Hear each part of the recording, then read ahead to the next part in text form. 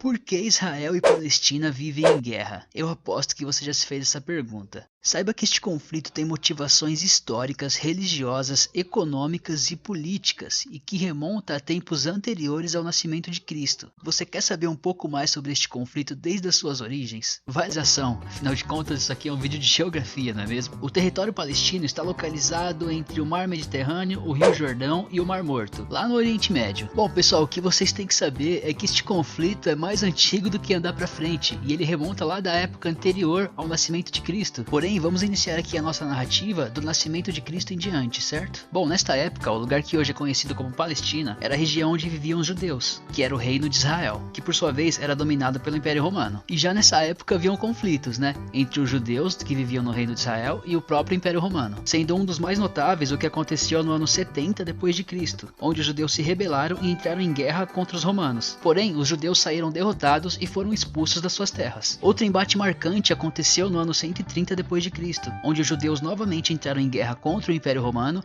e novamente saíram derrotados. Porém, desta vez o imperador não apenas os expulsou, como também infligiu uma punição adicional, rebatizando o lugar, o seu território de origem, com o nome de Palestina, em homenagem aos filisteus, que são inimigos históricos dos judeus. E é justamente daí que nasce esse nome, de Palestina, ou seja, foi um nome que foi criado como punição para o povo judeu. Bom, deste momento em diante, todas as pessoas que moravam naquele território eram chamadas de palestinos, independentemente da religião que seguiam. Bom pessoal, este é o contexto de criação do nome Palestina, é claro que de forma bem sintética.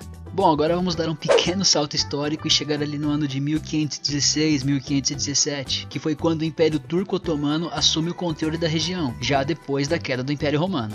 E esse controle do Império Turco-Otomano sobre a região da Palestina dura ali até mais ou menos a Primeira Guerra Mundial. E pessoal, é depois da Primeira Guerra Mundial que o bicho começa a pegar de vez ali na região da Palestina. Mas antes de falarmos disso, nós precisamos falar do sionismo, que também é um marco importante. Bom, o sionismo é um movimento judeu que surge principalmente com a ideia da criação de um Estado judeu. Como para a religião judaica, o antigo território de Israel era um território que havia sido prometido a eles por Deus, obviamente seria aquele lugar ideal para a criação do novo Estado. Voltando agora para a Primeira Guerra Mundial, uma coisa muito importante acontece, pois a Inglaterra manifesta que apoiaria a causa sionista em caso de vitória dela, Inglaterra, na Primeira Guerra Mundial. O que de fato acontece, pois a Inglaterra vence e passa a controlar o território palestino e a apoiar a causa sionista, principalmente no que se refere à criação de um Estado judeu na região da Palestina. Nos anos seguintes, entre o fim da Primeira Guerra Mundial e o começo da Segunda, o que se viu foi a perseguição aos judeus aumentar muito na Europa, principalmente por conta da ascensão de Hitler e do nazismo, o que fez com que os judeus migrassem em massa para a região da Palestina. Bom, e obviamente os palestinos não curtiram muito isso,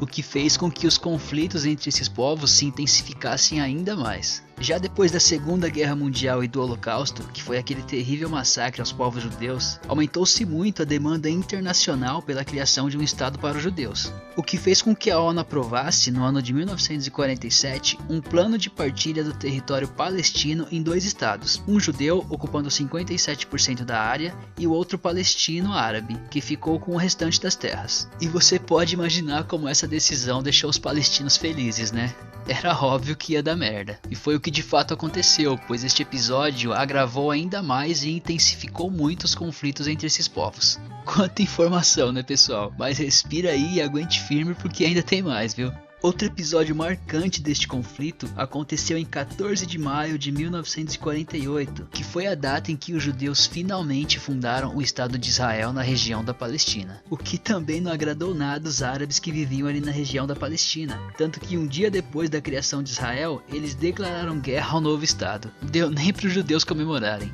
E o resultado desse novo conflito, que durou por anos, foi a derrota dos árabes e a anexação de mais terras palestinas pelos judeus, quando o Estado de Israel chegou a ter 75% das terras do antigo território palestino. E parte das terras que sobraram foram anexadas pela Transjordânia, a Cisjordânia, e pelo Egito, que é ali a região da faixa de Gaza. Em consequência disso, muitos palestinos refugiaram-se em estados árabes vizinhos, e outra boa parte permaneceu sob o controle e autoridade de Israel.